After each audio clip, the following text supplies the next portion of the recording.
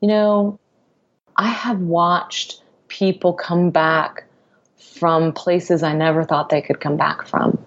And they have put their lives together and they have learned to stand up on their own and take responsibility for their life and where it's going. And I've seen joy come back into their faces. I've seen their souls blossom. I've seen really, really beautiful things. And I've gotten to experience that too.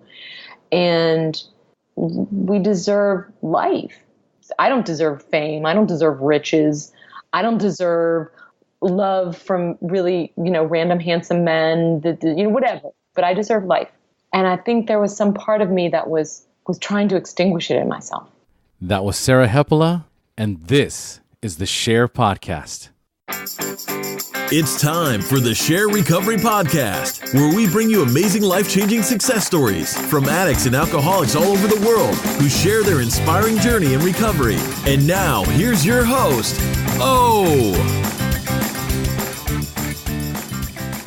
Hey everybody, welcome to another episode of the SHAIR Podcast. And the episode that you've all been waiting for is finally live on September 12th, specifically for Recovery Month. I've been dying to release this episode. I'm not going to go into very much of an intro, as you all know who Sarah Hepola is, the author of Blackout, Remembering the Things I Drank to Forget. The only thing I will say is that this interview far exceeded my expectations. We had an amazing time. What an honor to spend 2 hours with Sarah Hepola. And of course, a big shout out to Anna David. Anna David was the one who introduced Sarah and I. So prepare yourself, guys, because this is a fucking awesome interview. So let's dive into Sarah's amazing story. But first, a quick message from our sponsor. Organifi is an organic superfood supplement that takes 30 seconds to make with no blending, no juicing, and no cleanup. Organifi is a coconut and ashwagandha-infused green juice that is gluten-free, soy-free, dairy-free, vegan, and absolutely delicious. My wife and I drink it every single day. We absolutely love it. We've noticed a significant difference in reduced stress, in improved digestion, improved mental clarity, and it boosts our energy levels. So not only is it organic and upgraded with 11 superfoods, if you order now, you're going to get 20% off your order by using promo code SHAIR, SHAIR. So go to the Organifi website, www.organifi.com. Organifi is spelled ORGANIFI, and make sure to put in your promo code SHAIR, SHAIR, and get 20% off your order today. And seeing as this interview is already 2 hours long, I'm going to make the intro super quick and just touch on the key points for supporting the SHAIR Podcast. Number one, the best way to support the show is by subscribing on your mobile device. Also, while you're at it, leave us a 5-star rating and review. When you subscribe to the show, when you leave a rating and review, it drives up our rankings and makes us more visible to people that are looking for recovery-related podcasts. Secondly, donations. We had an awesome week last week in donations. Thank you so much, all of the supporters. I am actually now able to hire my assistant back, which is going to take a tremendous workload off of me, all the tedious work behind the show notes and the social media. So the donations are making a huge difference in ensuring that the SHAIR Podcast continues to grow, continues to thrive, and continues to bring massive value to our listeners. I'm getting all kinds of emails and PMs. People love the mini episodes. They're getting a lot out of them. And we're going to just keep on delivering these amazing interviews like this one with Sarah Hepola. We just need your donation. So if you have the wherewithal to donate $5 a month to the SHAIR Podcast, please do so, or send us a one-time donation. We've been getting $25, $50, $100 donations at a pop, and that's what's making it possible to take the SHAIR Podcast to the next level. So if you want to donate, go to the SHAIR Podcast, www.theshairpodcast.com. SHAIR is spelled SHAIR. Go to the top right corner of the website, click on the donate button, or click on any of the yellow donate buttons listed on the website and donate $5 or more to the SHAIR Podcast today. Also, as a reminder, I am now a 12 Steps addictions counselor at Costa Rica Recovery here in Costa Rica. They have over 11 years as an inpatient drug and alcohol treatment facility. Their 30, 60, and 90-day programs are one of the most affordable treatment plans available for inpatient treatment. So if you or someone you know has a problem with drugs and alcohol and are considering going to an inpatient addiction treatment center, then email me at o@theshairpodcast.com to see if Costa Rica Recovery is the right fit for you. And you can also go to the website, www.costaricarecovery.net, which also features all the prices and services that we offer. And finally, if you have not joined the SHAIR Podcast private Facebook group that has now 3,100 addicts and alcoholics that are supportive, loving, nurturing, caring, compassionate, this is a place where you can share about what's going on openly and honestly in your life and immediately get help and suggestions from the other members. So it's a place where you can get help and you can also help others. You can be of service whether you have 1 day, 1 year, or 10 years. It doesn't matter. The SHAIR Facebook private group is a safe place to discuss recovery of any kind.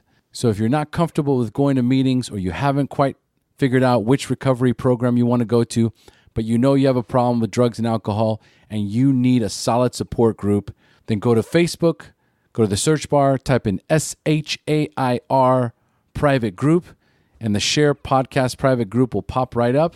Click on the join button and join us today. So now a quick message from Transitions Daily, and then on to our interview with Sarah Hepola. Would you like to join a free, anonymous online group that offers a daily topic email with popular recovery resources accompanied by a secret Facebook group for discussion? Then go to dailyaaemails.com for more information about Transitions Daily. And don't forget to share dailyaaemails.com with friends, in meetings, and with sponsees in recovery. Hey, Sarah, thanks for joining us. Oh, thanks for having me. Oh, I'm so excited to have you on the show today. How you feeling? I'm feeling good. All right. I love it. All right. So, folks, today we have Sarah Hepola joining us on the SHAIR Podcast. And Sarah is the author of Blackout, Remembering the Things I Drank to Forget. Blackout is a New York Times bestseller and one of the most recommended books from our guests here on the SHAIR Podcast. Sarah's memoir is raw, gritty, but most of all, it's honest. She talks in detail about her tawdry exploits, coming in and out of alcoholic blackouts, small windows of time before slipping back into darkness. In the end, Sarah does find recovery. And here's a passage that I love that I read in her book review. Shining a light into her blackouts, she discovers the person she buried, as well as the confidence, intimacy, and creativity she once believed came only from a bottle. Her tale will resonate with anyone who has been forced to reinvent or struggled in the face of necessary change. It's about giving up the thing you cherish most, but getting back yourself in return. Oh, I absolutely love that passage.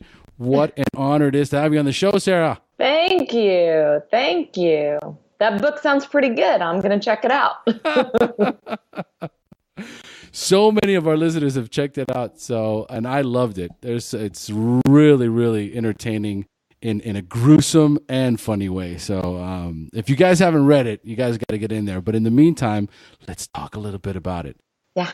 But before we do, let's talk about what you do on your normal daily routine, including recovery. Well, yeah. Like, what do I do to keep sober? What does your normal daily routine look like, including recovery? I know you're busy, you're a writer, and you've got, so many things going on in your life. I know, but you just said I'm a writer and I'm busy, which are like kind of contradictory things. like part of my routine is sitting around and being like, I should work right now. Oh, what am I going to do to work? Yeah. Yeah, I mean, I work every day in the morning. The first thing I do when I wake up, well, okay, normally people have to work up for me to work me up to kind of admit this, but because I know your listening audience is going to be open to this, stuff that I never used to talk about. I've tried to be open about in my recovery because it's important to me. So the first thing I do is I do pray every morning. Which is very new to me.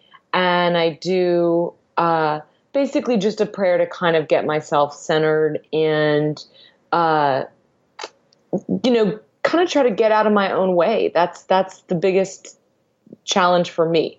And then I do my writing in the morning. I try to work for 4 hours. I don't always make it that long, but I try to hit the ground running before my mind can get out there. See, what happens is as soon as I start to think about something, I'll start feeling self-conscious or I'll start thinking better of it. If I have enough time to think my way out of it, then I'll try to wiggle out. So I try to do the writing first thing. And, and then I'm a member of AA.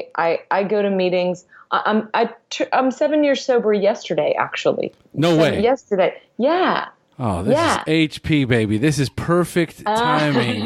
Divine intervention. Yeah. So 7 years. And so I go to meetings a couple times a week.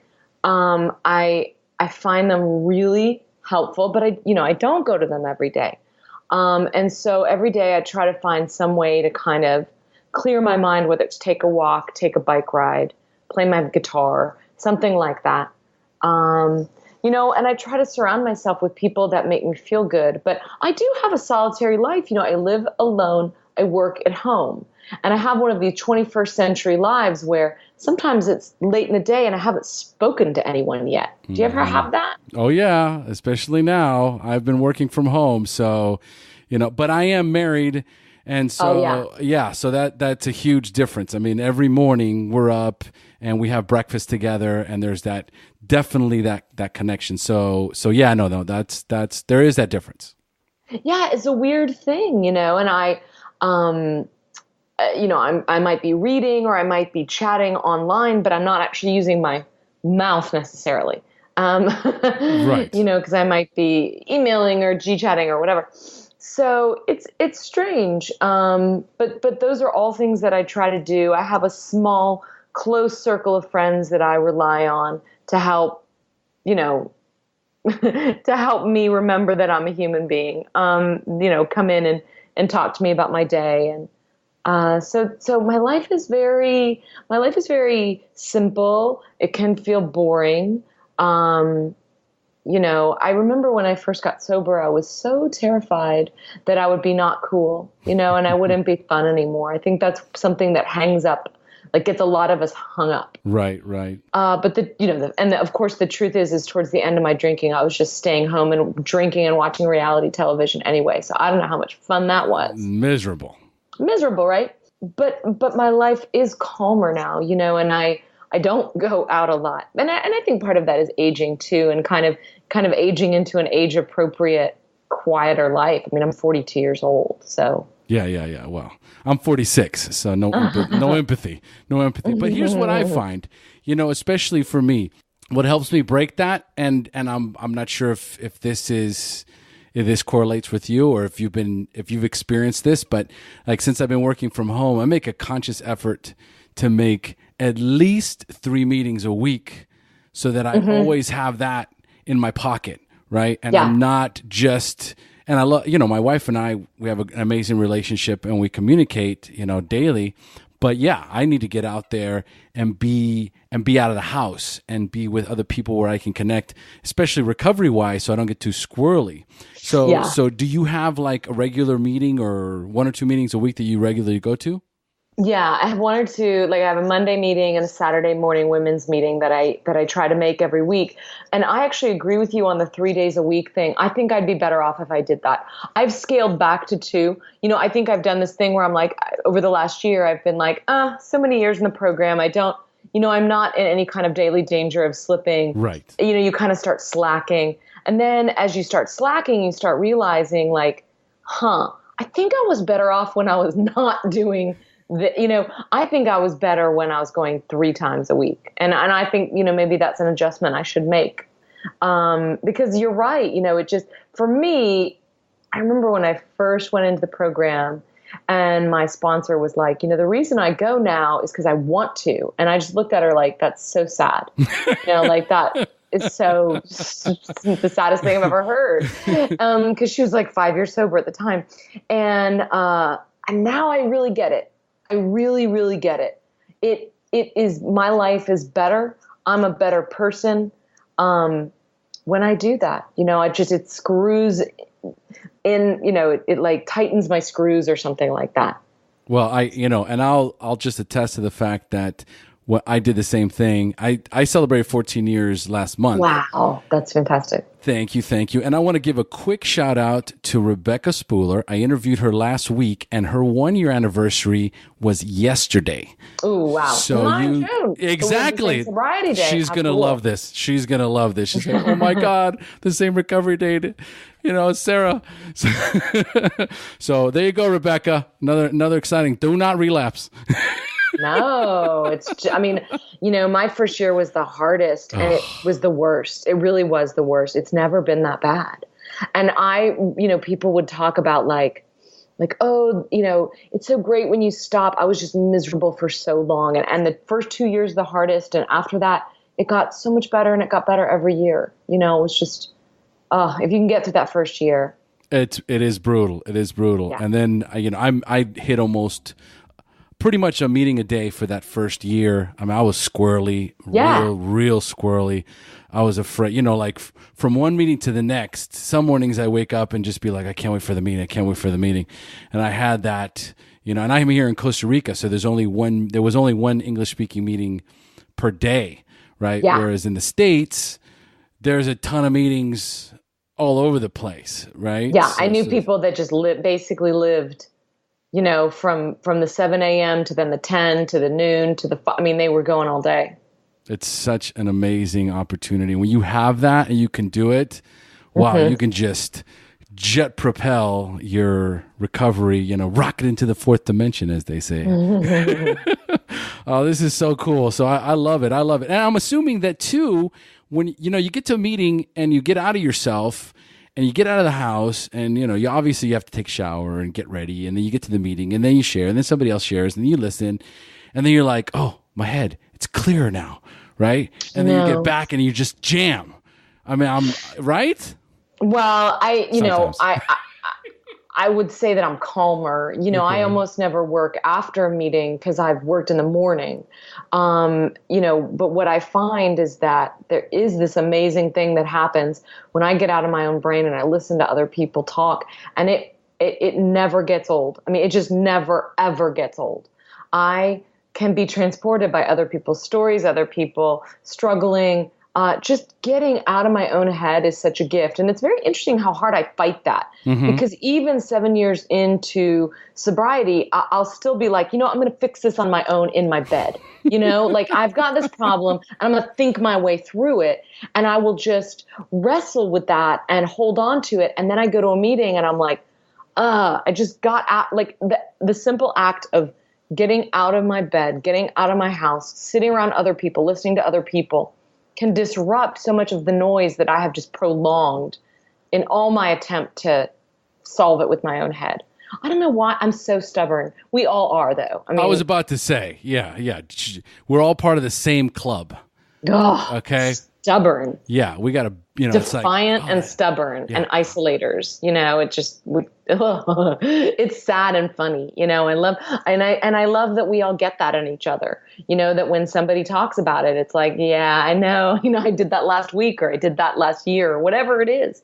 We get it. Oh man, I love it. So normally I ask, how much clean time you have and when is your anniversary date, and we're recording right now on June 14th, which means yesterday, June 13th, you celebrated 7 years, correct? Yeah, 7 years. Rock and roll. I love it. All right. So let's talk, let's go back in time a little bit. And my first question, real quick, just give us the first time You drank and used drugs. Tell us that story. And more importantly, how did they make you feel? Yeah.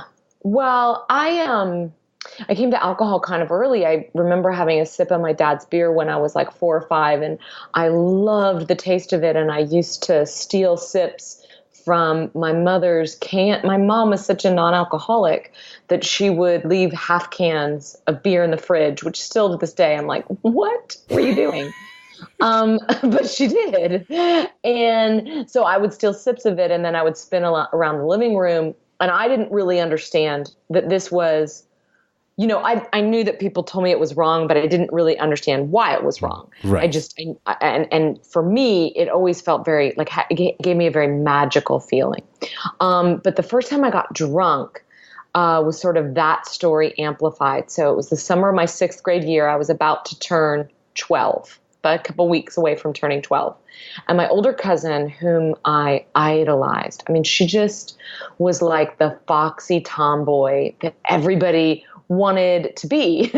All girls wanted to be, like the kind of Christy McNichol type. Like, she's just so cool. And she worked at a video arcade game. So, like, you can tell this story takes place in the 80s. And so she worked at this video arcade, and then they had this work party, and she was 16.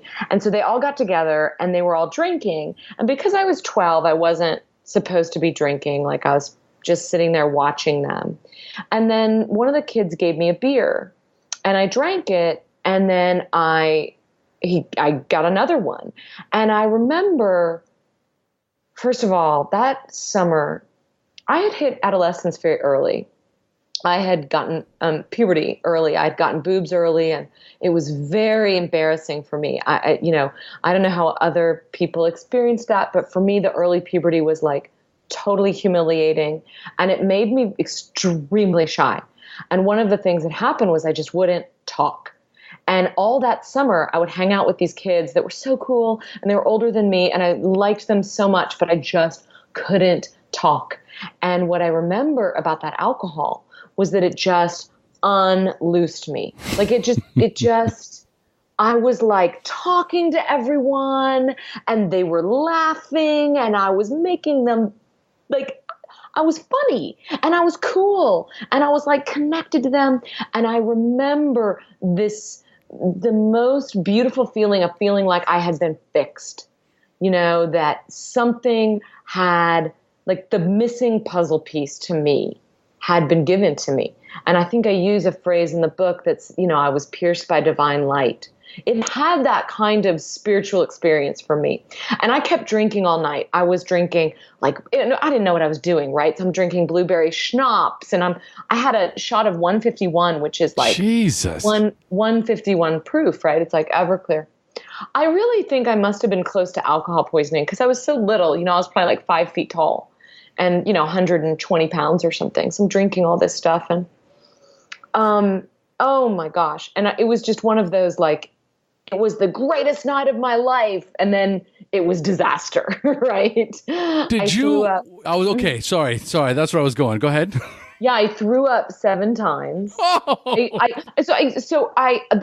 kind of like lost time, but I didn't know I lost time. And I came to over this toilet. My cousin was behind me, kind of pulling my hair back, and I was vomiting, and I just kept vomiting. I was vomiting everything up. And the next day, my cousin was like, do you remember taking off your pants and running around? And I was like, no way did I do that, because I was so modest and hysterical about my body that I wouldn't even undress when she was in the room. So I was like, there's no way that at your work party I took off my pants and ran around. And she was like, yeah, you did that. And then you also sat on the stairs and you told everyone that everyone loved me better. And I was like, oh God, like that kind of sounds like me. Cause I would think things like that, And that was the first time. I wasn't even 12 years old. That was when I realized that you could have a blackout. That she was like, I think you blacked out. And I was like, what does that mean? And she was like, basically you do things and you can't remember. And I was like, how is that even possible? Like, that is something that happens like on Twilight Zone episodes that, you take a pill and then you can't remember. Like, it did not occur to me that this was like something that alcohol did.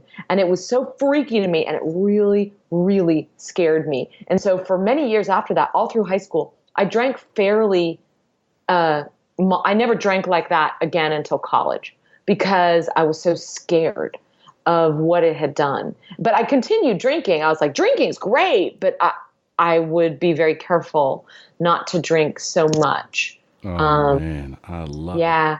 Okay, Yeah. Sarah, so listen, you're all warmed up. Let's take it from right here, okay? I want you to, it's time for you to share your story, the battle against drugs and alcohol, the wreckage it caused in your life when you hit rock bottom, and then finally your journey into recovery up until today. So Sarah, take it away. Sure.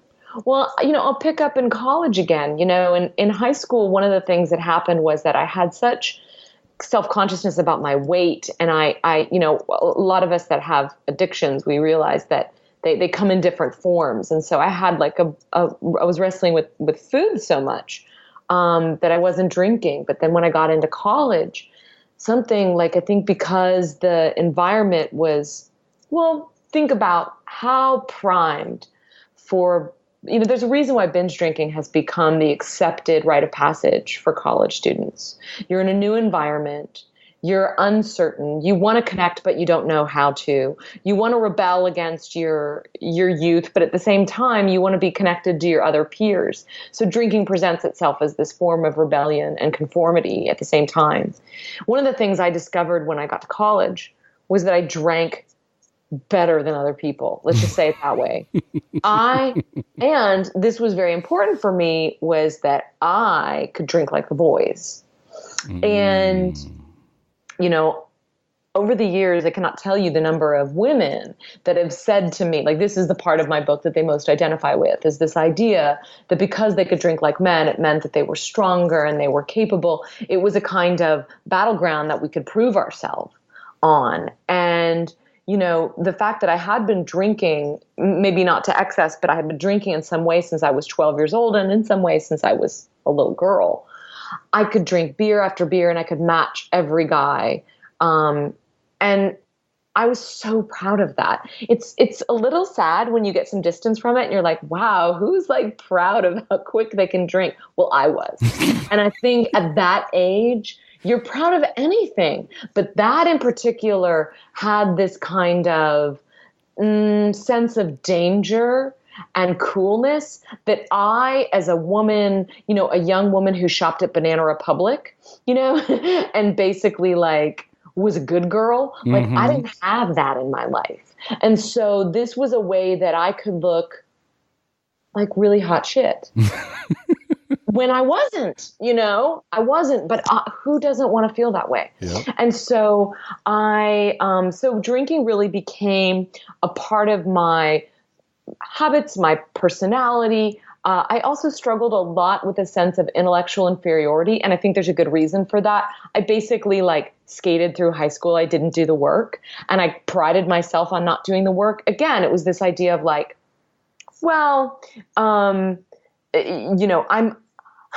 I'm better than other people because I don't actually have to study for the test. Right. And so what I missed in that was that if you don't study for the test, you don't get the knowledge. Like if you're faking your way through it, you don't get the actual building blocks of knowledge that allow you to be a stronger, better, faster person.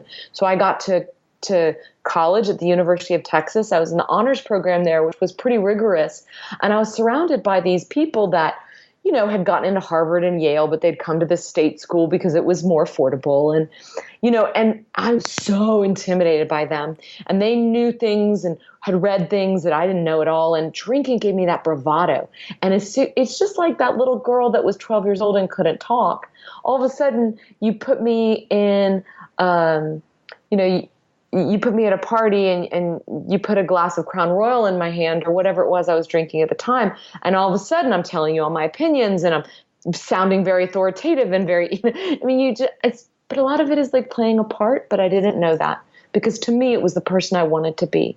And who I wanted to be was brave and outgoing and the life of the party. I was always fighting that little girl inside that felt like she didn't have something to say, felt like she wasn't enough, felt like you loved someone else more than her. And so drinking became the way that I exited that. And it was really very much, I mean, if you knew me in my 20s, it's probably true for all of us, right? I mean, you know, like I was the girl at all the parties, and I had all the parties at my house, and I was known for, you know, getting drunk and jumping up on the couch and singing songs, and it was all, you know, it was fun. But I did have blackouts from the beginning. From the beginning of college, you know, because I was starting to drink in that compulsive way. Right. You know, blackout come from rapid drinking, a really quick spike in your BAC, and also from drinking on an empty stomach, which I was doing a lot because I was trying to control my weight. You know, my struggle was always like, I want to be drunk, but I want to be hot. And so, you know, how do you, I think this is true for so many women, like how do you balance this desire to, you know, this need to like consume and get drunk and imbibe with this need to like not get fat and get out of control. So my way was like, I wouldn't eat. And so I would go to parties and I wouldn't have dinner, and then I would just have these terrible blackouts. And even though I was in a group of very heavy binge drinkers, there were a couple of incidents that people were like, whoa, that's a problem. You know, and I knew if my friends who drank like they did were kind of stepping back and being like, ooh, that's not good, then I knew there was a problem. So I knew from the age of like 20 years old, I knew that there was something wrong with the way I drank, that it was just a little bit different than other people. It was a little more needful. It was pocked by those blackouts that would kind of steal hours of my night. And there's two different kinds of blackouts. There are what are called fragmentary blackouts, which is when you're kind of, it's flickering off and on. The memory is kind of like a light flicking on and off in your mind.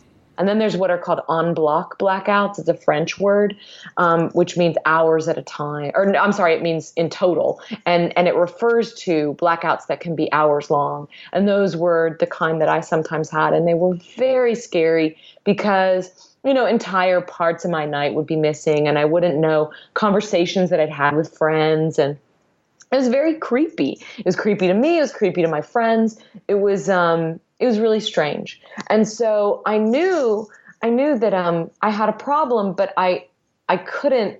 I think I felt at that point, well, there's no way I can live without alcohol, because alcohol is now my pathway to my social life, my confidence, my sexual life. Oh my gosh. I mean, when you have someone who has body issues like me, and then you place me in a situation like college, so we're going to have like, you know, we didn't have the phrase hookups then, but there was this idea that you're going to kind of have attachment-free sex or, you know, sexual activity with somebody. You're going to ask me to get naked with the person I like most at this party? You're going to need to give me a lot of alcohol. I mean, and then we're going to touch the most vulnerable parts of our body together. No. We're going to need alcohol for this. So very early on, even though I'd had a boyfriend in high school and alcohol had not been a part of my sexual life then, because we had built, intimacy in a different way, which was through trust and time together and commitment to one another and all the things that a steady boyfriend can give you. This was a very different environment. And it was like, this is going to take alcohol.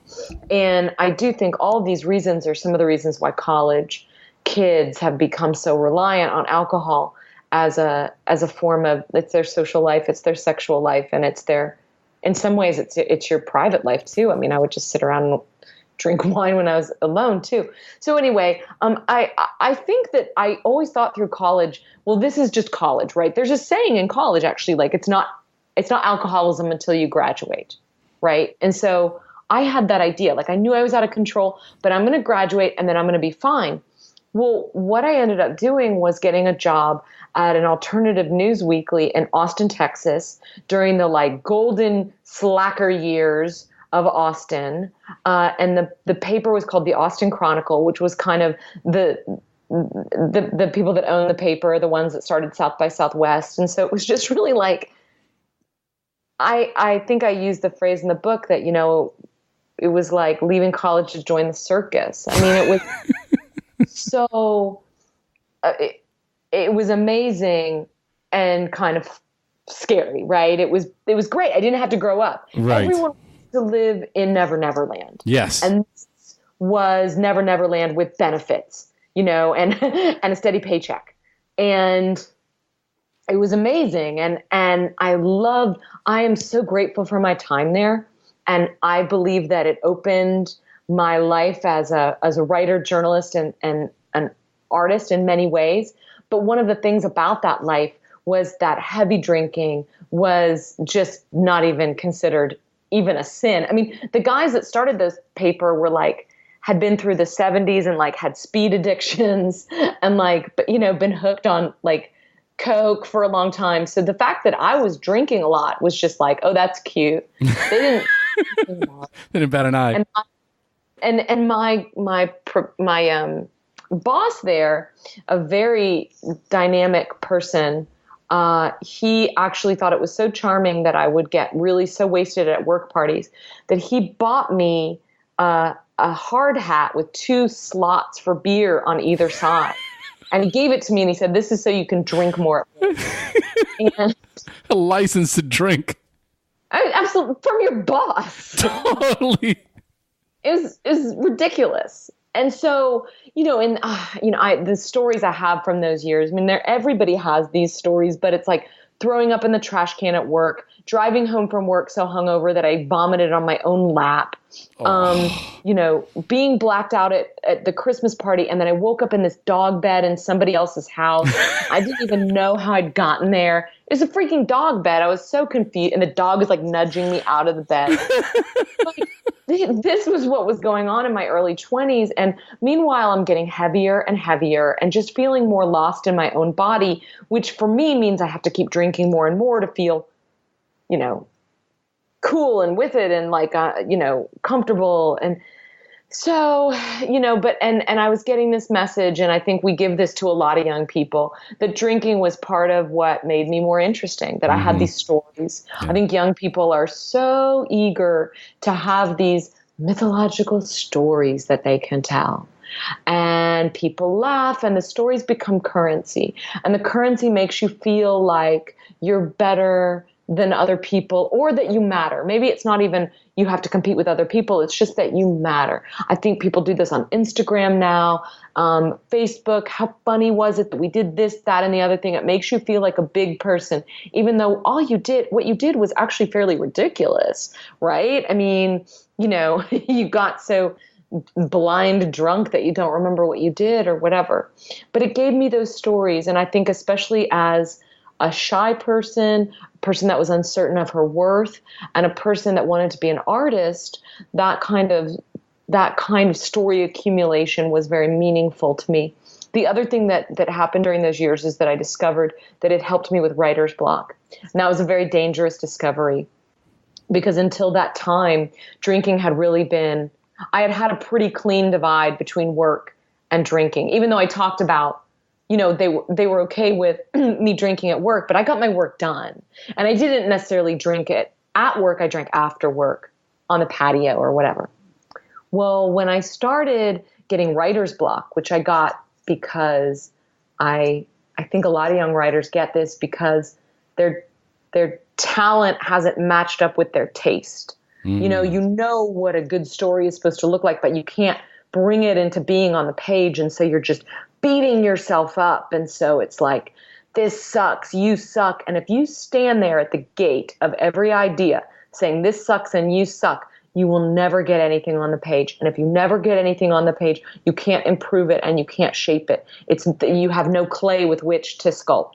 And so that's where I was.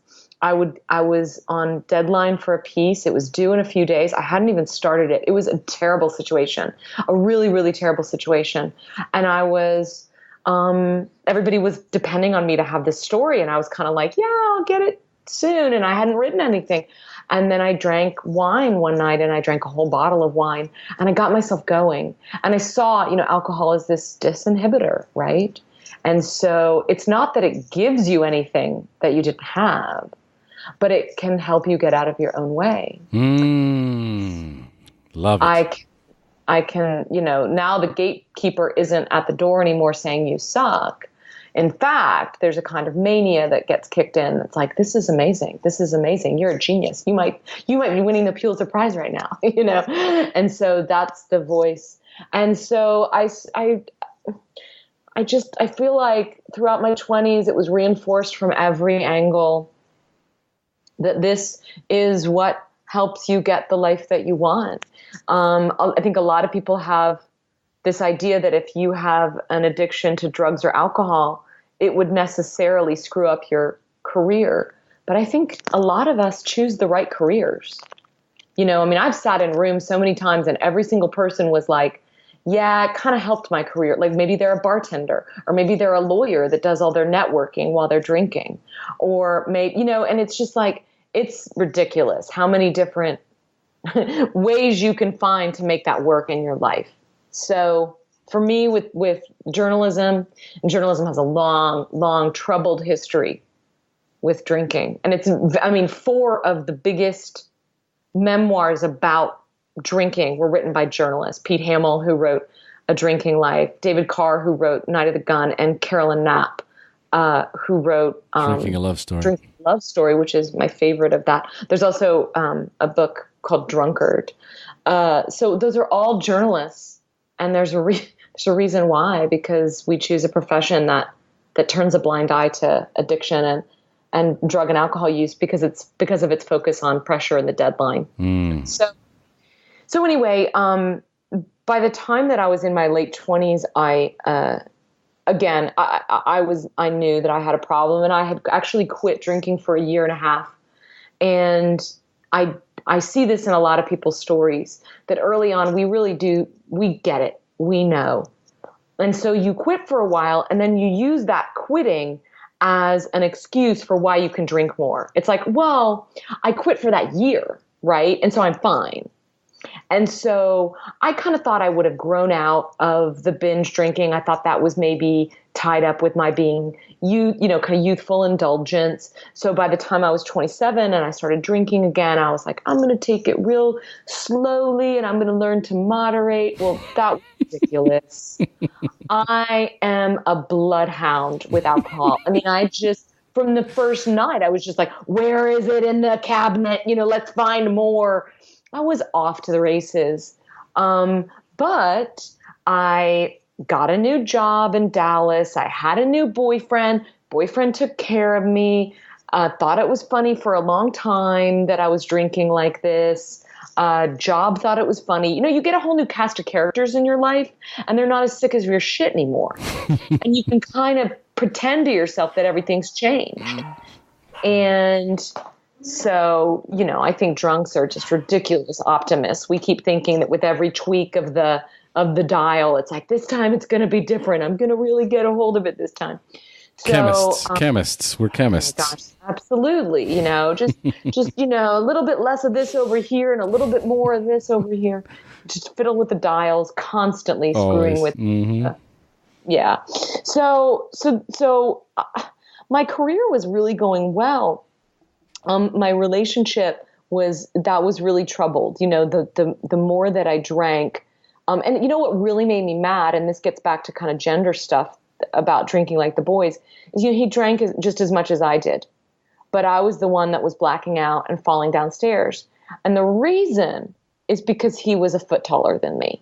It is so crazy to me that I thought I should be able to drink as much as he could. And to me, it was this issue of fairness. I was just like, we should be, I'm a woman. There shouldn't be any difference between us. And I see this in a lot of young women, as they have this sense that it's not fair if they don't get to do something like the boys. And I was very much like that. The stubbornness and the defiance that I still struggle with in my life really came out in these categories, where I was like, this is so unfair.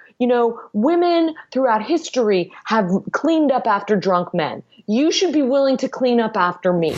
And also, which is incredible entitlement, first of all. Like, why should anybody be cleaning up after anyone? But I really felt this. And also, I should be able to drink just as much as you should.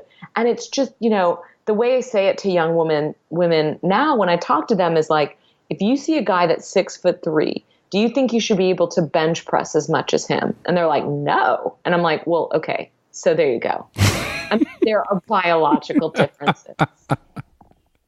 But I didn't like that. And so I liked the idea that I should be able to drink as much as he did.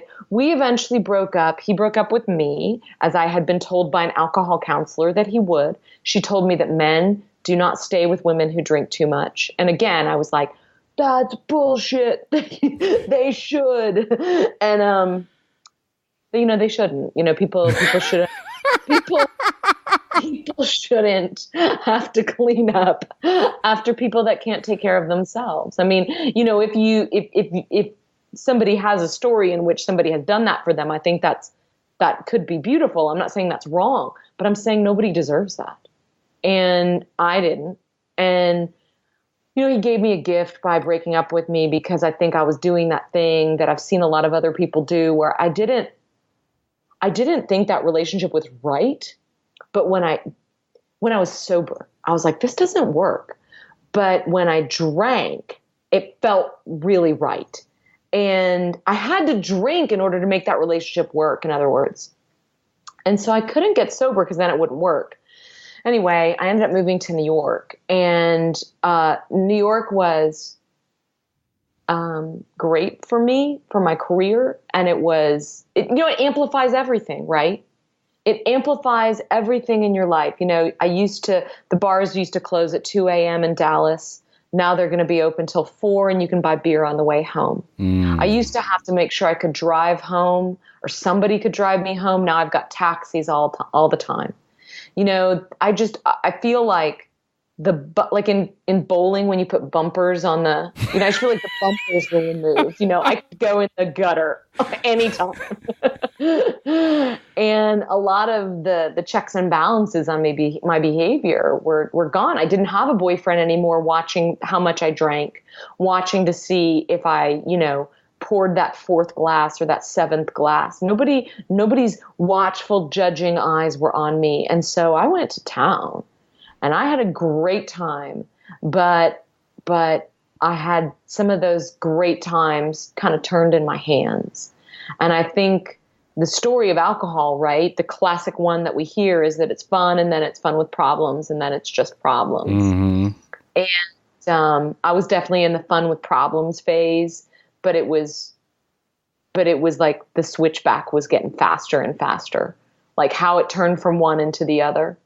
And I had several episodes that were just wrong. They were just no good, especially because I had that well-worn groove of needing that alcohol to be sexual. There's a saying that I heard in the rooms once, which is that alcoholic men end up in jail cells and women wind up in random beds. And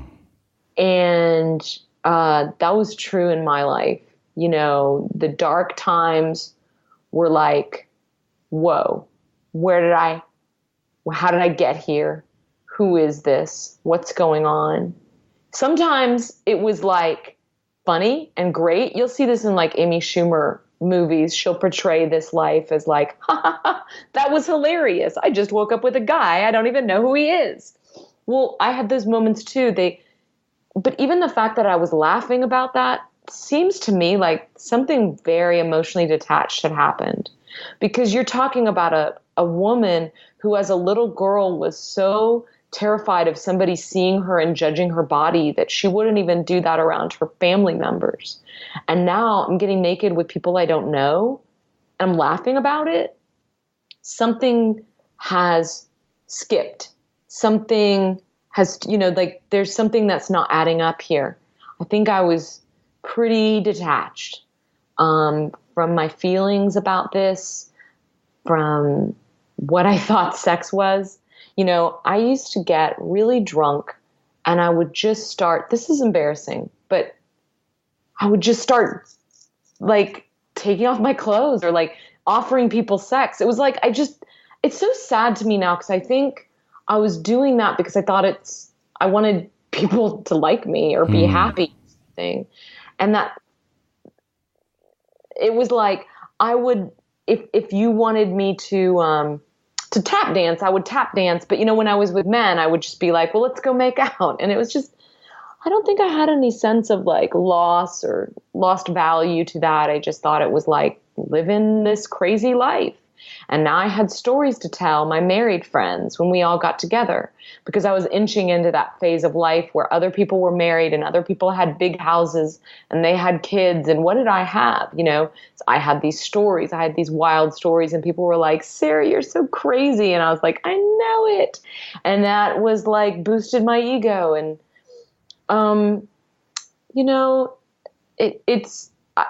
sometimes I hear myself tell these stories and I'll think to myself, it wasn't that bad. And then sometimes I hear myself tell these stories and I'll think, yeah, it wasn't that good. So it's finding that balance, that there were nights that were really fun and amazing and freeing. And then there were nights that were really, really dark and scary and terrible. And I woke up on a lot of Sunday mornings and I told myself I needed to quit. And I never wanted to do anything crazy like join AA and be one of those people that talked about higher powers and praying, because that just seemed horrible to me.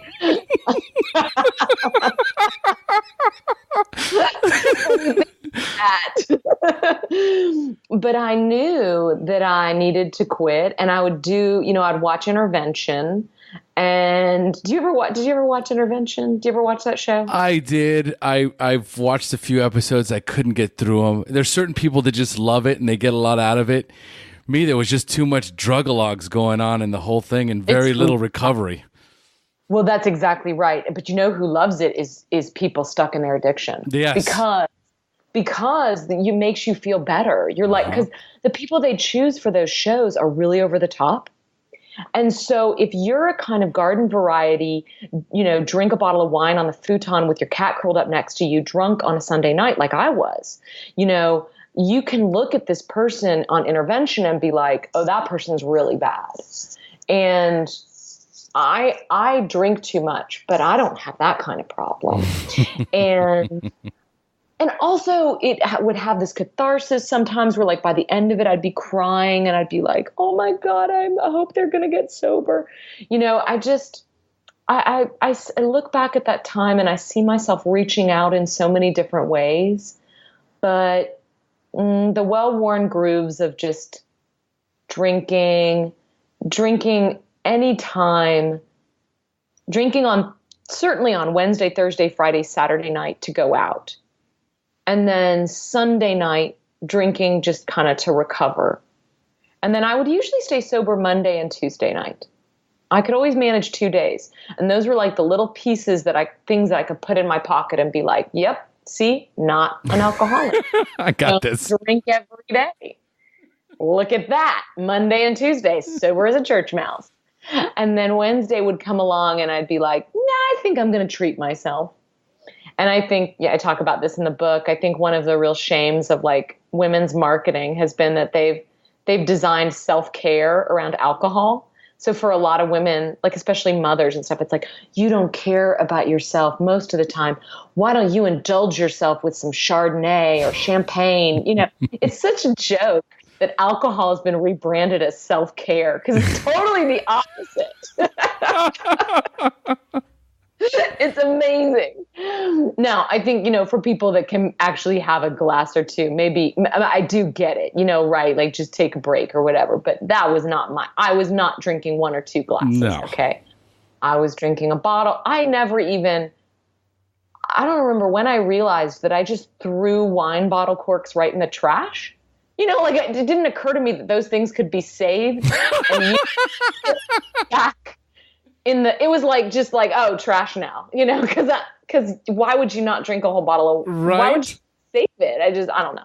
Anyway, it was tough. So that went on and on. And,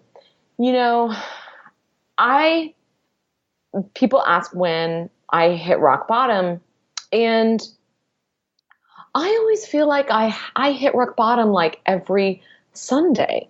Like, I feel like there are people that have that big thundering moment, and then there's people that have the accumulative moment where it's like every single Sunday, I was hitting that wall where I was like, I've got to quit. I've got to quit. And then I couldn't. And I got so sick of myself and my own excuses and watching myself lie and scheme in my own head. I failed to even, if I made promises, I just didn't believe myself. The idea, when I would hear myself saying to someone, oh, I think another part of the accumulation for me was that my friends started to confront me. And that was really heartbreaking for me because I had given up the idea that I was going to have a relationship. I wanted a relationship more than anything, but I knew that this was going to be hard for me. And it was like, fine, whatever. I'll just have this random sex with people and that'll be enough. And, but I was a good friend. I was a really, really good friend. And when my female friends started saying to me, yeah, you're not, you're kind of weird when you get drunk, or you're not, it's uncomfortable and you get really aggressive. Like they would tell me things about my behavior that didn't sync up at all with the like magical thinking of the 12-year-old girl that thinks it fixes her. Right. So I've retained this idea that alcohol fixes me, makes me better, funnier. Everyone loves to be around me. And they were reflecting back to me like, oh, you're kind of a disaster. You're really, you get really loud. You yell at people. You get, you walk into the street, like all this stuff. And I was like, that broke my heart. It broke my heart in a way that it's so funny because all these other things that were humiliating, but they were just personal humiliations. But like to learn that I had just let down the people that I loved so much, it was just so heartbreaking. And so I started to try to get sober. But it took a really long time. And in the book, there's a chapter where I'm trying to quit and I can't quit. And you get the feeling that it's taken a long time, but at the same time, it passes in, I don't know how many pages, 5 pages. You don't realize that was 2 years of my life. And so people read that book and they're like, you just kind of got sober. And it's like, no, I did not. No, I did not. And if I were to write the book again, I think I might make that part longer, or I might make this point more clear, that it took me at least 2 years of telling people around me, telling myself that I was going to quit drinking and failing every 3 days, every 2 days, every whatever it was. 2 full years before I finally got sick enough to just stop fighting that. And that had to do with the stubbornness and the defiance in me that really was fighting. I was really fighting AA. And I was really fighting the idea that I was done with this. Because if I didn't have alcohol, what the hell did I have? I was stuck with me. And there were no more magic tricks. And that was terrifying. And so the night that I got sober, which was 7 years ago, I remember what happened. I went to a wedding. I went to my friend's wedding and on the 12th. And I had been trying to quit and then not, and failing. And it was one of those days when I was like, you know what? I'm going to give myself a break. I'm just going to go and have a good time at this wedding. And I remember drinking a martini before the wedding. And I went to the wedding and I drank red wine and I was dancing with people. And at some point, my memory of this evening just stops. It was just another blackout. And I had them all the time. And I'd had them at that point for more than, for 20 years that had been going on in my life. And the chemistry experiment, let me just do it this way, let me just try this, had been failing for that long. And I woke up the next morning. I didn't know how I'd gotten home. My cat was like curled up next to me. Nothing was wrong, but I had no idea if I'd made an idiot of myself, if I'd said something stupid to this bride, if I'd embarrassed her. I had no idea. And I just thought, this is going to be the rest of your life. You're going to, people are going to carry you out of a bar and slop you in a cab. And you're going to rely on this cab driver to help you get home. I mean, talk about a trust fall into the city of New York. Mm-hmm. I'm just relying on people I've never met and will never see again to get me home. And let me tell you, if there is a cab driver out there listening, I owe my life to cab drivers because they got me home when I could not get myself home. And they, to my knowledge, never took advantage of me, always helped me out, got me where I needed to go. And I owe my life to them because I don't know what I would have done without them. And, but this was just, who knows who drove me home that night because I have no memory of it. But it was New York, so I assume it was some kind cab driver that hopefully I paid for. I have no idea. It's so sad. And the next day I was just like so depressed about myself. I had a pretty good career at that point. I was at an online magazine in New York, and people would tell me what an enviable career I had. I'd always prided myself on being a good person. But what I did when I was drinking was not good. I was not a good person. I was not the person I wanted to be. And yet I felt like helpless to being that. I felt like I was in the prison of that person. And I just remember feeling so depressed about it. Like, this is just going to be your life. You're just going to be that person. And I called my mom that night. And I have a pretty good relationship with my mother, but I've protected her a lot over the years from knowing what I was going through because I didn't want her to worry about me and I didn't want her to intervene in what I was doing. I mean, part of it was protecting her. Part of it was protecting me. And I want to enjoy my addiction. Mm-hmm. So I told her what was going on. And I remember it was one of those like destroying your hiding places moments, because once I told her I was going to have to be serious about it, I couldn't pretend like I wasn't in trouble, and I couldn't pretend like my drinking wasn't dangerous, because her only daughter was, staggering around in blackouts in New York City, and she was going to be worried, and she was. And I could hear the worry in her voice. And I remember thinking I had such denial about the danger that I put myself in. And I remember just thinking like, oh, it's no big deal, and it was like, no, wait a minute. Maybe this is a big deal, Maybe I am really in trouble.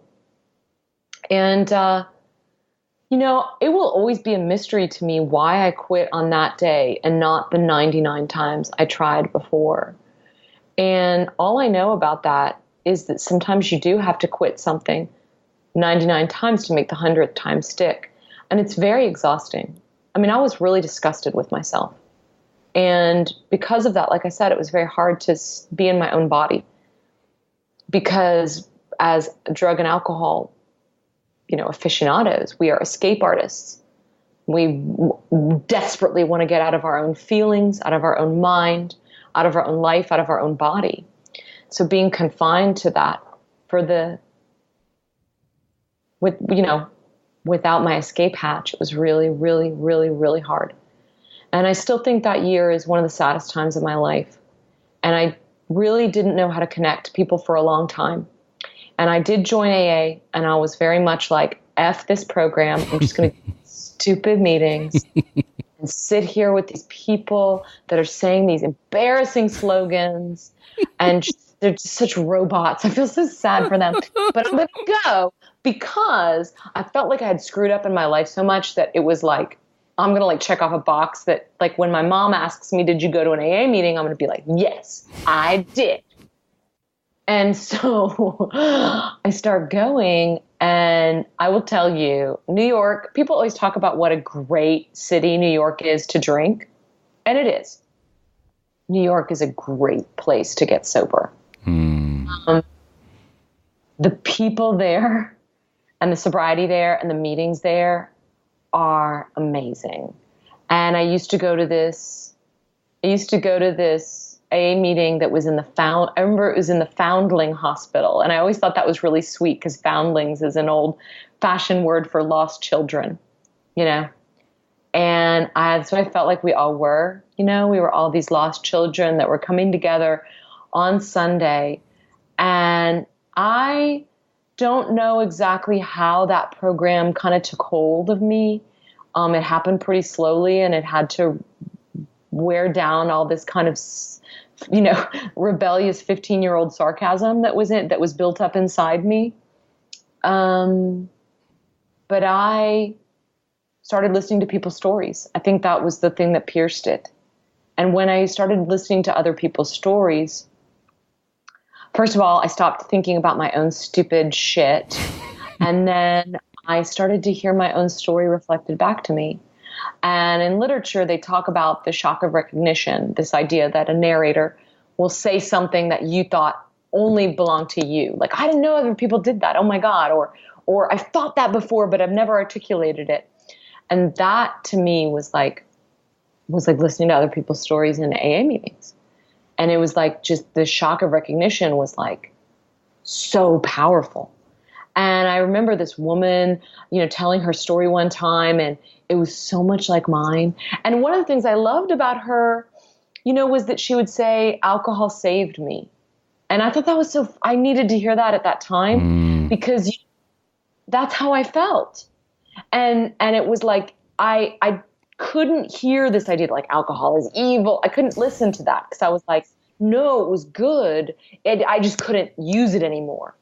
And so she said, alcohol saved me, and then it almost destroyed me. And I was like, that feels like my story, that it could do both, that it could be good and evil, that it could be darkness and light, that it could be fun and problems, that it could be both. And I remember one day there was this guy that was sharing in a meeting, and he just broke down sobbing in tears. And he was like 50 years old. And I was like a little weirded out at first. This is weird. But then I was thinking about how like my favorite thing about a bar was that you would go into a bar and everyone would just tell the truth about their lives. And they wouldn't pretend, and it wouldn't be a bunch of small talk nonsense. It wouldn't be a bunch of Facebook lies. It would be people really telling you what was happening in their soul. That was my idea about a bar. And I looked around me and I was like, that's happening at an AA meeting.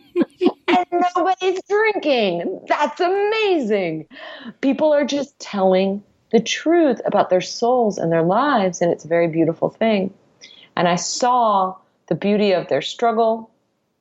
It helped me to get, to start to articulate the reasons I had been drinking. Because like a lot of people, I went into those rooms and I quit drinking thinking that alcohol was my problem. And that if I just quit drinking, everything would be okay. And what I started to realize, unfortunately, was that the old idea of, it's but a symptom. And that idea that alcohol was really just a way that I was taking care of all these other problems that were now going to reveal themselves in sobriety. Now they are no longer numbed. They are going to come out and show themselves to you. And I am so, so, so grateful to the people that told their stories and that could help me through that time when I really was, I think, not very pleasant to be around. And I really couldn't help myself. And I didn't like people hugging me, and I didn't like people being cheery. But if they would just tell me their story, it was like a life raft. Just let me listen to your story, because then I could hear, when I first went into the rooms, I was like, obviously these people didn't like alcohol like I did because they quit. and when I could hear that they had, nobody understood my drinking life like those people. I was like, oh, this is really amazing. So I got a sponsor, and I did, I was slow. My progress was really slow. And of course, like about 6 months into sobriety, I was like, I'm going to write a book, and I'm going to write it in like 4 months. And my book took me like 3.5 years. And I'm really, really grateful that it took me that long, because part of what I learned, how you said intervention is just like a drunkalogue? Because it just ends. It like ends the intervention, and then it'll be like 5 months later, and they're like in a camp, they're like in Tucson playing guitar, and they're like, I'm all better now. And then that's the end. Right. Well, that's how most memoirs are about drugs and alcohol. They end when the person gets sober. Like that's the climax, right? Is like you slay the dragon, and then you get sober, and they're like, everything's happy now. And the further I got into recovery, the more I realized that was not the truth. That was not the way it worked. And that recovery needed to be part of the story too. And that in fact, what I wanted to do was not just talk about how much I drank, but to role model how I came back to a world without alcohol for other people that might be scared like me. Because a lot of what kept me stuck in that place for 2 years was this idea that I'm not going to be able to date. I'm not going to be able to be sexual. I'm not going to ever have intimacy in my life. Let's forget sex. I'm not going to be able to hang out with people because the only way I know to be social is to be at a bar, to drink alcohol, and then that's how intimacy and connection happens. And I was learning. I always think of the rooms of AA as kind of like training wheels for my life. Like I would learn things there, and then I would start to go out in the world and learn them there too. So I learned to connect with other humans in AA rooms.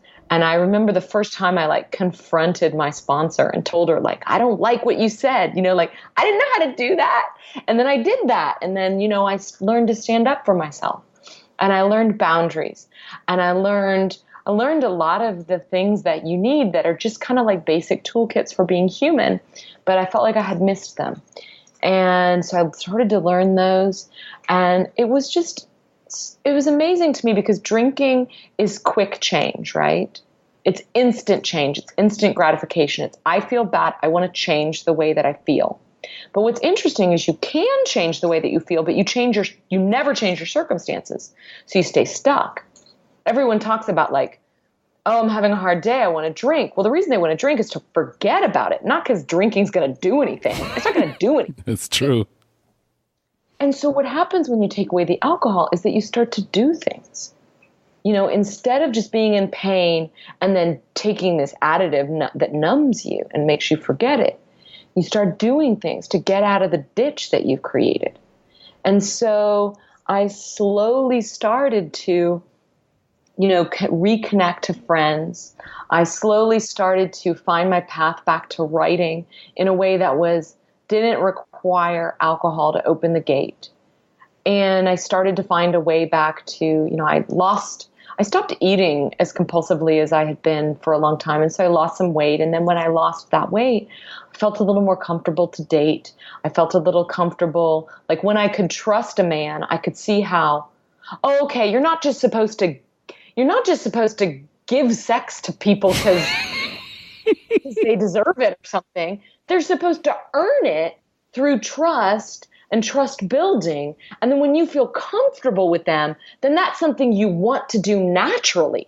And there are chemicals in your body that actually come in and make you feel woozy and lightheaded. And they actually give you the feeling of being drunk. I mean, when I have to be really careful that I don't turn into a love addict, because when I fall for somebody, the chemicals that are induced in my body, I feel woozy, and I feel happy and intoxicated. That's why they talk about love being so intoxicating, right? Mm-hmm, yep.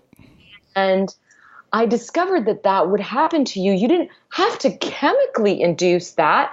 It was actually supposed to come from a natural state. I think I used the word ecstasy in the book, and it's always funny to me because kids these days use ecstasy or Molly or MDMA or whatever to induce this feeling of bliss. But, that's a synthetic of a naturally occurring thing, which is something that happens in your body. And I had spent a long time away from that kind of naturally occurring connection. And so the more that I stayed sober, the more I could find the things that I had been drinking for in my own life. But they were very slow to come to me.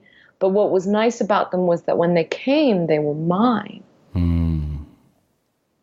And I didn't have to buy them at the gas station. Or the liquor store. Or the liquor store that, just like they were mine. And so I've been sober. Oh, and I think because you started out asking me about the higher power stuff, and I should talk a little bit about that, because I think it's been the hardest part, and in some ways the most vulnerable part of this program for me. You've heard me talk pretty openly about sex, and I don't know why that is, but I've just felt very comfortable talking about sex, which I think is not true for a lot of people. But I feel very vulnerable talking about spirituality and connection to a higher power. And I think part of it is because it feels very private and personal. And it's in some ways was like the last frontier for me, has been trying to find that. And I think part of it is because I was very, very susceptible to a lot of kind of smart people don't, go to religion, or opiate, religion is the opiate of the masses, that kind of stuff. When I was in college, as I really learned to kind of equate religious searching or religious belief with, those people weren't being very questioning. But it's really helped me to be in this program and to really have a little bit more vocabulary, or maybe just understanding of the fact that I have been searching all my life. I mean, when I found alcohol, I thought I found God. I mean, I treated alcohol like it was a god. It comforted me. It kept me company. It changed me. It kept me safe. But what a really problematic God to have. Mm-hmm. I mean, that's a wrathful God for sure. That's like worse than, Old Testament God. Like that's like that. I don't know. Like that's really, and I really believed in it. And when I lost that faith, I really do feel like I had lost everything. And so it's nudged me to think more about my purpose here, being part of humanity, whatever that means. And that for me, I feel pretty comfortable in a kind of place of agnosticism, or like I don't know, like I don't know what is out there, but I know it's greater than me. I know that when two people sit down and tell their stories, that an energy is created and something is greater than me. I know that there is, beauty and salvation in telling our stories and listening to each other. And so, and like I said at the beginning of this, I try to pray every morning. And it's so funny that you asked me that first, because it's something I never front load, because I still have this feeling of like, I'm still speaking to the like 21-year-old intellectual that would have rolled her eyes. Me, the me that didn't want to be a part of AA, the me that thought drinking was the path to greatness. And I'm always kind of trying to fight that person, because I think she's a good person, but I think she had some incomplete ideas about the world. And she had a couple of knee-jerk reactions too. And so here I am, 7 years into this thing. And I was able to write this book. It took, like I said, 3.5 years, and which I thought 4 months. I mean, whatever. But I'm so glad that it took me that long, because I was able to make recovery part of the process.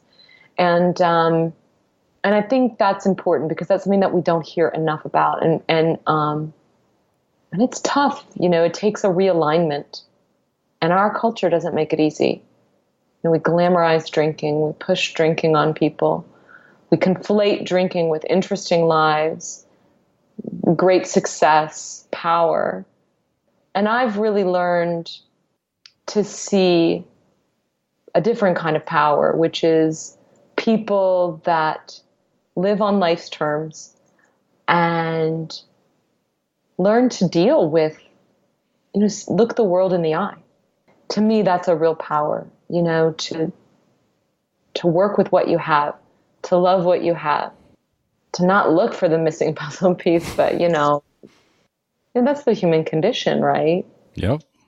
And so anyway, I'm I've ended up being one of the long and tell your story. I'm sorry I took up a really long time. I just noticed how long this has been. So thank you for listening. Oh my God. There was no way I was going to stop you. No way. I was sitting here going, I can't believe she's telling so much of her story. This is so awesome. You got to be kidding me. This is such a joy. I have enjoyed listening to your story and just being on this interview with you so much. Thank you. Thank you. Thank you. I've just loved it. Oh, thank you. And there's so much here. I mean, I could, again, I could go on. I've been taking notes as you've been sharing your story. And the reason why I have the podcast is one of the reasons, and I have some questions at the end I'm going to ask you that you've already answered. And one of them is those aha moments. You talk about being in the rooms and listening to people share their story, and it's through them sharing your story that you could see your own. Yes. And that gave you comfort, and that allowed you to connect and allowed you to open up in the rooms and become a part of. Correct? Yes, absolutely. It's the reason why we just did this. It's the reason why I'm 122 episodes into this, and I have, a really large following. Not as big as I'd like, because that's the ego talking. But it's never enough. It's never enough. But I have thousands of people that every Tuesday are just waiting for one of these episodes to drop because they want to hear a story. Stories sustain us. And AA is a storytelling program. And one of the reasons that I became a writer is that because as a young girl who felt lonely and estranged, before I found alcohol, I found stories. And stories gave me that. They plugged me into that world that told me that I wasn't alone. And they gave me comfort and said, come here, take my hand. Let me tell you a story. And, it's interesting to me. Also when I got the big book, the big book of AA, I couldn't read the version that was written in 1939 by Bill Wilson that's about how it works, which I actually think it has a great deal of wisdom in it, but I needed a little clearer head. What I could read were the stories. Mm-hmm. The last 100, 200 pages, depending on which edition you have the stories of people from all walks of life. And you realize that there is nobody this doesn't touch. Every race, every class, every creed, every time period. It's amazing, and it knits us together. But it is that story that allows me to get out of myself. In a lot of ways, what was I doing? What was I drinking for? It was to get out of my own head and to feel connected with other people. What have we described stories doing? It gets you out of your head and it connects you with other people. And I think, when I first came into the rooms, I wouldn't talk. I was one of those. I came in 5 minutes after the meeting started, and I left 5 minutes before everyone held hands because I thought that part was creepy. And so I never shared anything. So first I had to listen to their stories. But then once you start sharing your own, then you're a part of. And being a part of is really, I think all of us, I think that was part of the ache that alcohol fixed in me, was that it made me feel a part of. And then when I could start telling my story, I felt a part of. And I just think it's so powerful. I love that this is a storytelling program. I think I think the way that AA people that are getting through drugs and alcohol, I know friends of mine that have gone through grief, terrible grief, lost family members and stuff. This is how they do it too. Yeah. This is how, to me, if you don't believe in any higher power, if you're struggling, believe in stories, because that is the higher power that will save us. If not, as I've gotten further along in this thing, my higher power has grown larger, but that was what I could hold on to at first. I knew that there was something magical. I hate to use that word because it sounds, but there was something special that happened when people shared their stories, and we could see, through your story, I see my own, and I feel better. I feel closer. I feel lighter. I feel all the things that I go to drugs and alcohol for. I feel those things. And we can do that for one another. I think that's amazing.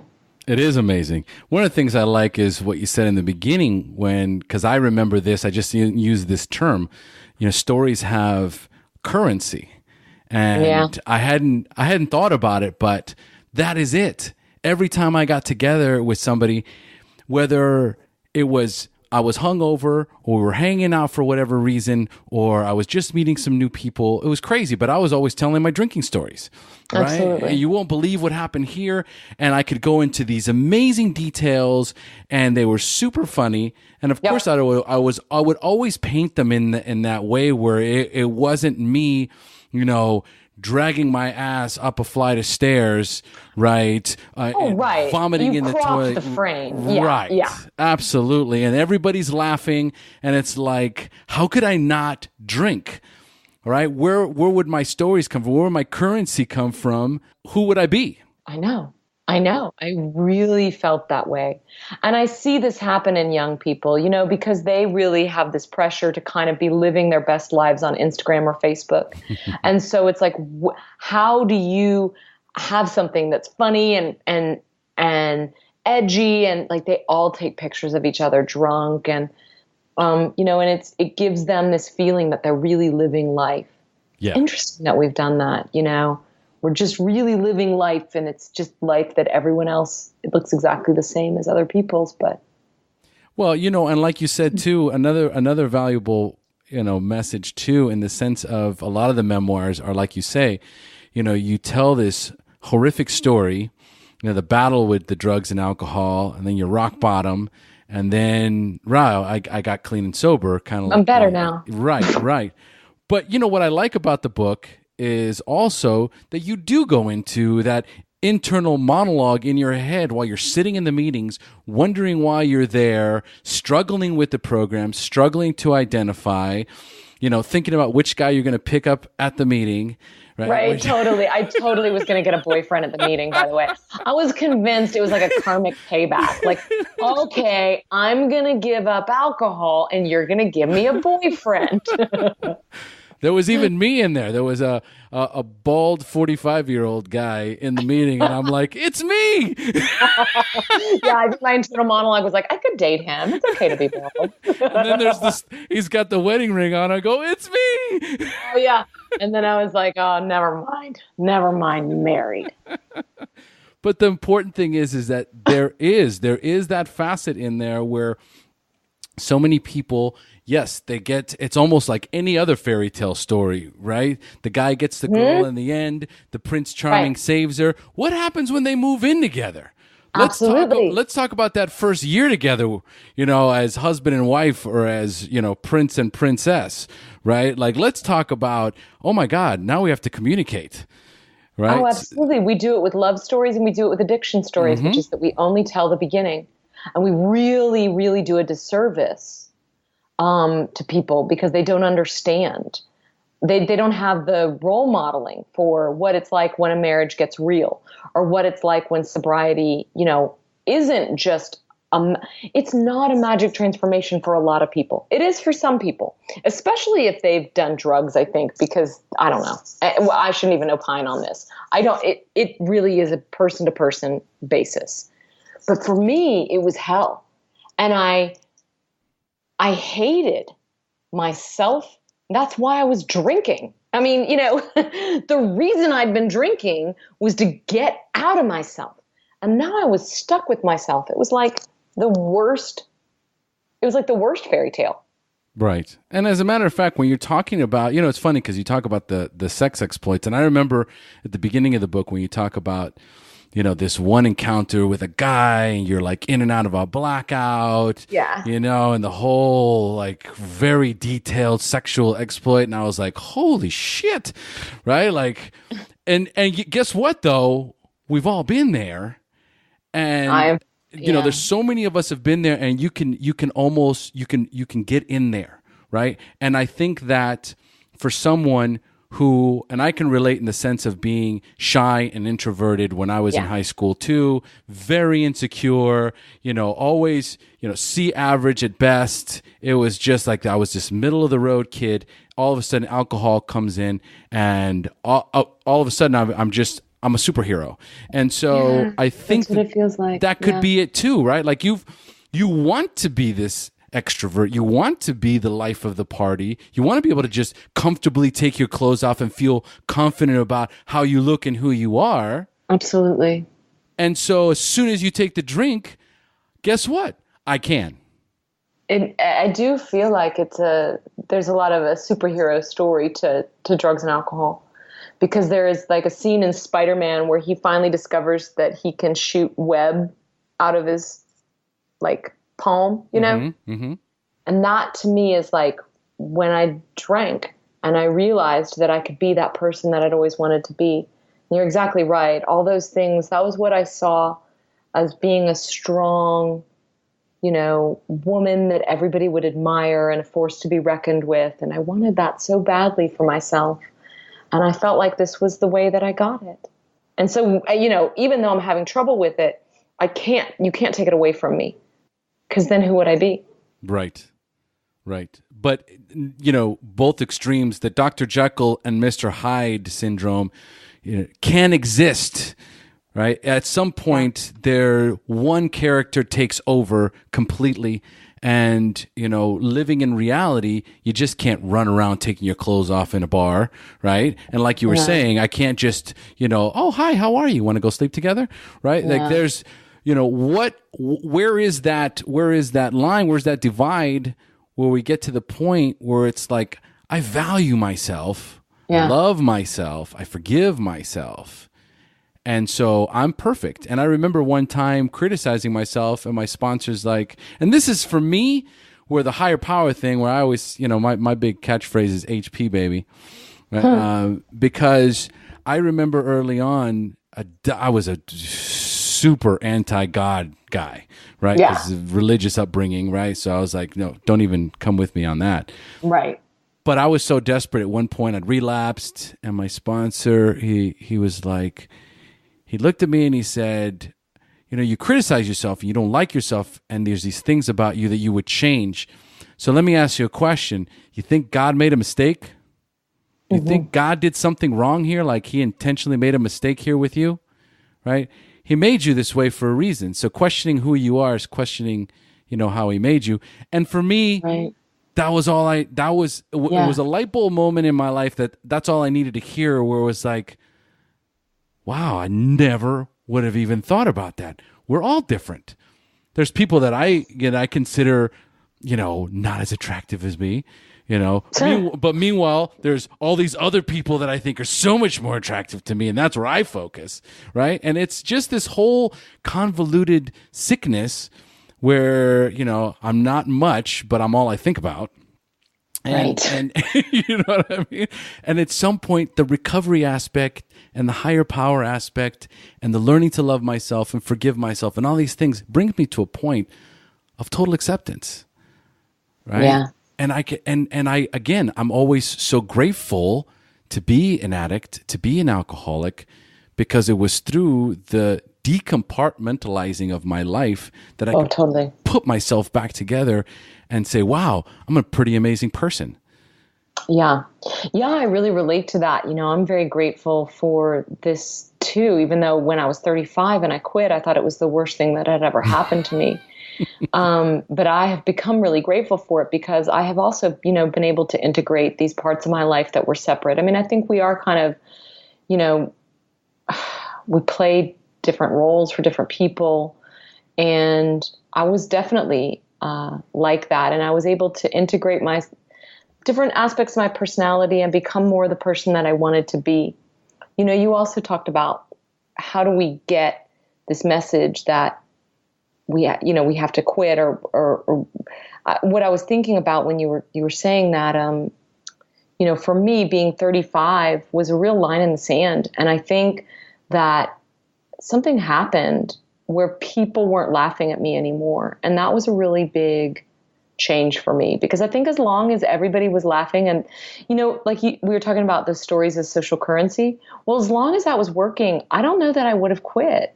And I think what changed for me is that it is not cute anymore to be a 35-year-old woman falling off your bar stool. Mm-hmm. And we can talk separately about whether it ever should be funny, but but when you're in your 20s, it's like, this is hilarious, whatever. And when you get to be 35, it's like, you're like the drunk lady that can't keep it together. And you're starting to become a cliche. And I really felt it. And again, I felt very angry that my male friends were not getting this scrutiny. Once again, this gender theme, it's not fair. But the thing is I'm really lucky that I got a chance to see that this wasn't serving me. I am so grateful that I quit at 35. I hate to think, what I wanted more than anything at the time was like 5 or 10 more years. And it's like, thank God I didn't get sober at 45, that I've had these last 7 years to be awake in the world and to write this book and to get the incredible gifts that has brought me and the connections and the comfort in my own skin. I mean, I try not to get mad at myself for waiting till I was 35 because it just takes as long as it takes. But oh my gosh, the last thing I want, I'm so glad I didn't give it another 5 years, Oh. It takes what it takes and it happens when it happens.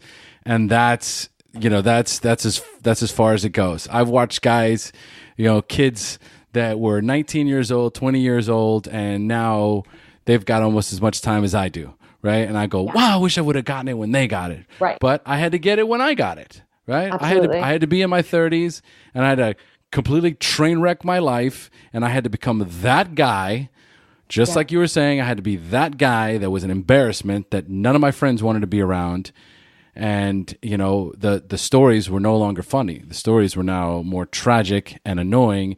And waking up in the next day in a blackout going, oh my God, I know I did something horrible. I just have no idea what it is.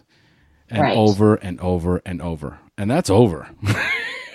I know. It's such insanity, and it's such a relief to be relieved from that. I mean, you asked me earlier about what my day is like, and, as I'm talking about it, it is so quiet, as I said, but it's like, God, the chaos of that was so ridiculous. Yes. Trying to figure out what you did, looking in your purse. I would have to look in my purse. What are the receipts there? Like, what are the credit card statements? Like, what is it? Like, I call it detective work on your own life, Ridiculous. I love it. Oh my God. Well, we could go on for hours, but I think it's time we close it up. Yes. Thank you so much. And thank you to your sweet listeners that have indulged me this long. Are you kidding me? They're going to love this. But wait a minute. We just need to, I like to close up for the newcomer. So I'm going to ask you some questions about your early recovery that you respond with insightful answers you can share with our newcomers. Are you ready? Yes. Now the first two you've already answered, so you can be as brief or as long as you'd like. But the first one was, what was keeping you from getting clean or staying clean when you first got introduced to recovery? Yeah, I mean, I just did not know how to live in the world sober. And that's why I think the more that you see that possibility out there, the better chance you will have. I think I was really hung up on this idea of like, am I an alcoholic? Is alcoholism a disease? Like, I would just get deep into the weeds with the intellectual stuff. And it was just all a procrastination tool. And, one of the things that I've learned through this is that you don't know how to do anything until you do it, and you learn it by doing it. And that is why one day at a time is one of the genius introductions of the program. It's something that it has the taint of being a cliche. So we sometimes forget how beautiful that sentiment is. But the idea is that you only have to do it for today. And that as you accumulate days, you learn it. You will learn it. That is how you learn anything. And, I think I also had this idea that everybody in the world drank, which is such nonsense. Everybody in my life drank. Yup. But I think there's some statistic that 10% of drinkers drink like half the world's alcohol. Oh my God. So true. And, those were my friends. Those are the people that I had lived around for so long. And what I've found is how many people don't drink at all. They drink moderately. Drinking is not a big part of their life. And they've learned to, they have very full, rich lives without making alcohol the centerpiece. So, I think that I was just really afraid that I wasn't going to be able to be that superhero. And I think that was a failure of imagination, because I've been able to become a different kind. Oh, no question about it. No question about it. That book has reached far and wide, and it's helped so many people. I have, seriously, my listeners raved about that book, especially when it first came out. And then, it touched them, right? Because of the rawness of it, that they could be right there. And I remember them going, God, it was such, and they just kept saying, I so recommend this book. And that's when I downloaded it so I could listen to it, because, what we're doing, we're superheroes. Removing the ego from the whole thing, right? We're helping thousands of people, and that feels pretty awesome. Yeah. I've just been able to be much more of the person that I always wanted to be. I always wanted to be helpful. I always wanted to be good. But I think a lot of it got tied up with ego and admiration and wanting to be a big person. And, I think this has allowed me to be more of maybe the person I was meant to be, which is not always the center of the life of party. Not a lot of times don't even go to the party. But I do my part. I can do my part. Beautiful. I love it. All right. So number 2, at what point did you have a spiritual awakening, that aha moment in recovery, when you accepted you were powerless over alcohol, but for the first time had developed the hope that you could recover? I remember one time, this was actually years into sobriety. I've always thought of this as a little bit of a spiritual awakening for me, because I realized one day that alcohol didn't make me better. And I know it's going to sound crazy that it took me 2 years to figure that out. But I swear that was like the psychic shift for me. Because for the longest time, I was like, if I could just have alcohol back, then I could be better. And it's like, suddenly I realized, like, that doesn't make you better. It keeps you from being better. Like, the thing that you want is the thing that is keeping you from what you're meant to be. Like, when I could see that, it was so, I don't know, like it was like a switch flipped in me. And I feel like that was the moment for me that craving went away. Because until that time, until about 2 years into it, I really still craved alcohol. And when I could finally see that alcohol didn't work, then I could stop craving it. But in terms of, knowing that I was powerless over alcohol, I think that came for me before I even got into the program, because I had tried these experiments with moderating my drinking, and they were like totally disasters. And it was so painfully clear to me that I had what we refer to as the phenomenon of craving, which is that once you induce alcohol into the system, you crave more. And it was so clear to me that I could not control my drinking, and that the only way for me to control my drinking was to never start. So I kind of came into the program being like, yep, powerless, yep, unmanageable.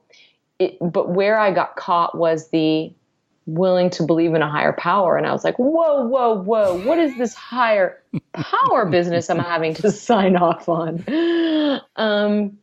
But again, I think, it's when I felt that comfort and community in the rooms, I was, they'll tell you this, like, if you can't deal with God, just use God as like group of drunks. Yep.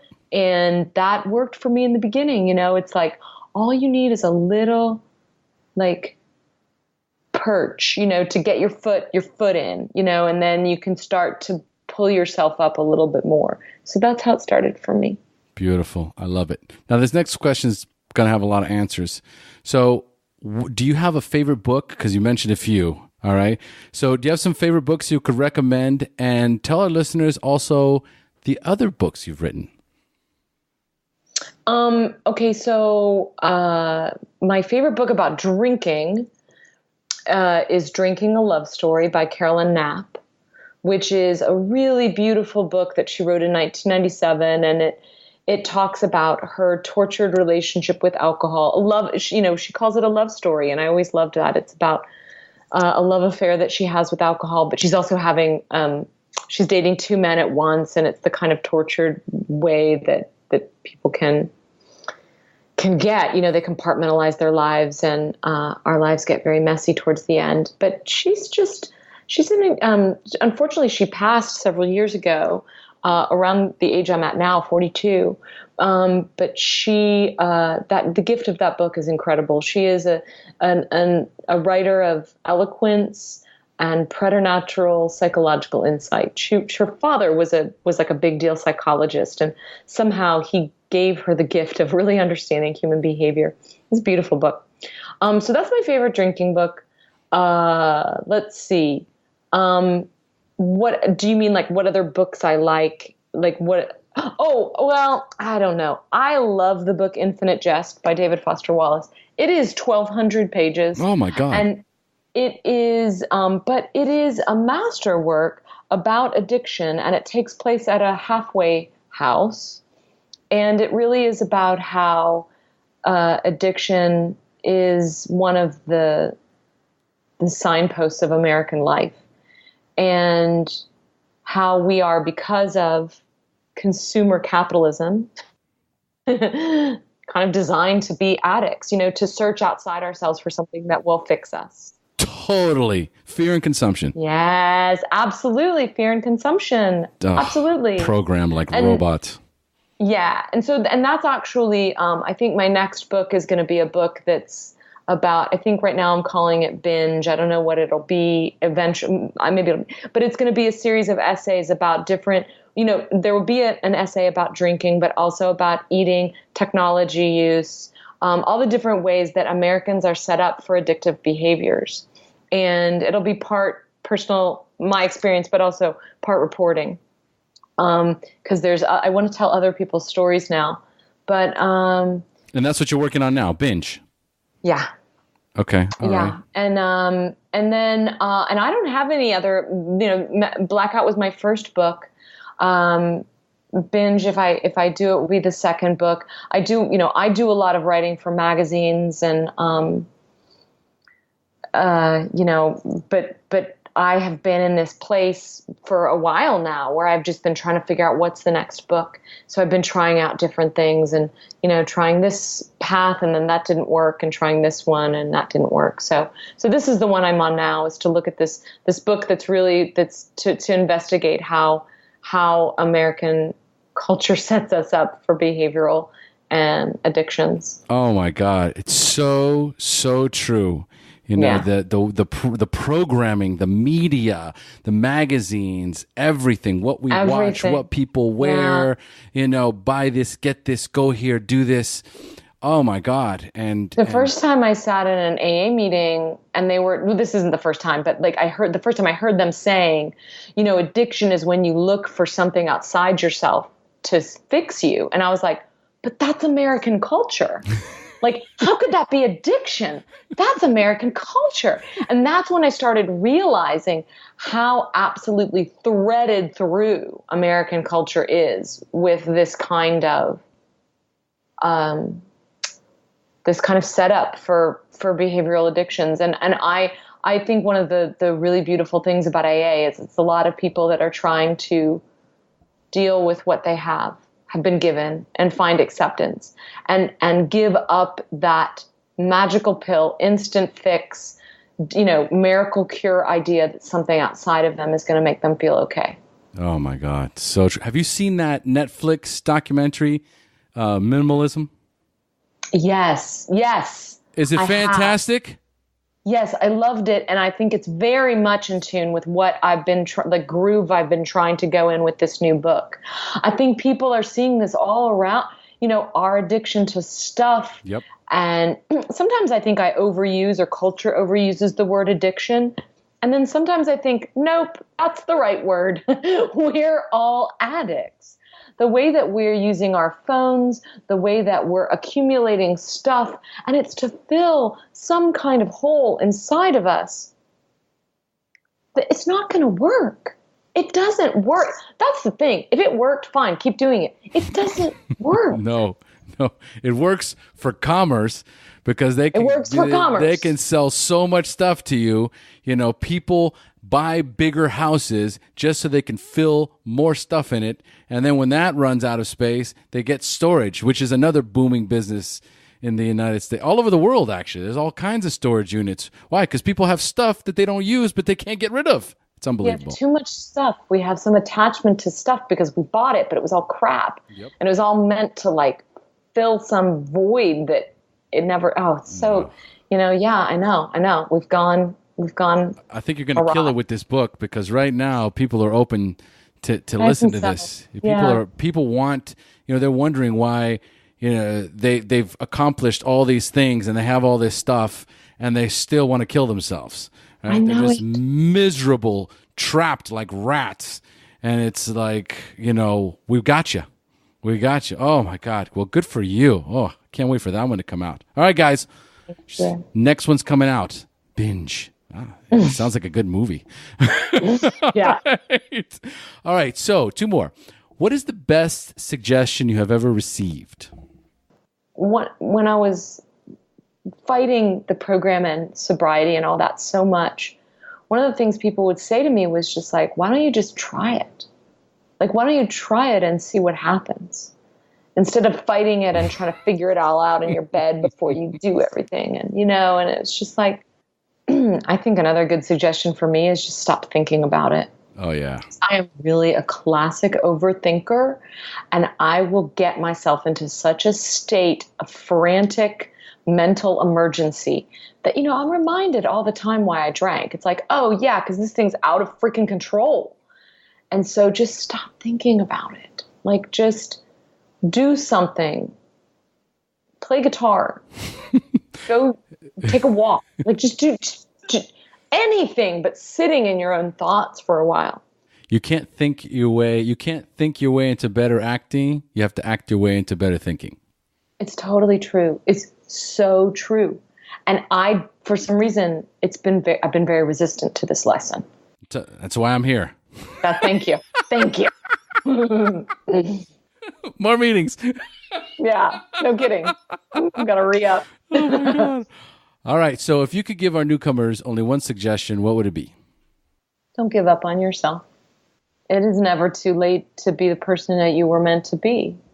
And I think a lot of people get into sobriety and they feel like they start to feel their feelings again and they start to feel the mess they've made and they just go back out because it's easier that way. They just want to kind of kill consciousness, kill time. I heard heavy drinking, alcoholic drinking called suicide for a night. And I think there is something about that. I have watched people come back from places I never thought they could come back from. And they have put their lives together and they have learned to stand up on their own and take responsibility for their life and where it's going. And I've seen joy come back into their faces. I've seen their souls blossom. I've seen really, really beautiful things. And I've gotten to experience that too. And we deserve life. There's a lot of I don't deserve fame. I don't deserve riches. I don't deserve, love from really, random handsome men, whatever. Why not? I don't deserve all those things. I know I wish I deserved it. No, listen, I don't deserve those things, but I deserve life. And I think there was some part of me that was trying to extinguish it in myself. And it's like I couldn't handle it or something. And I'm just so grateful that I stopped that fight. And so I would tell anybody that feels that flame flickering inside of them that says, you need to quit. That small, still voice inside of you that says, this is not the real you. This is not you. Listen to that. And don't give up on yourself. Wow. Absolutely beautiful. Sarah, thank you so much for joining us. Thank you. This has been so awesome. Yeah, it's been great. Thank you so much. All right, folks, we've now reached the end of our show. Thanks for joining us. And as we say here in Costa Rica, pura vida. Pura vida. Thank you for joining us on the SHAIR Recovery Podcast. To check out the show notes page on this interview or to thank our guests for sharing their story, go to www.theshairpodcast.com. While you're on the website, don't forget to sign up for our free newsletter to stay up to date on the latest news, podcasts, and interviews. Want to be one of our guests and share your story? Then go to our website and click on the Share Your Story button. We share our inspiring recovery stories every Tuesday, so subscribe to our show on iTunes or Stitcher Radio to get your free weekly download. We'll see you then. The opinions shared on this show reflect those of the individual.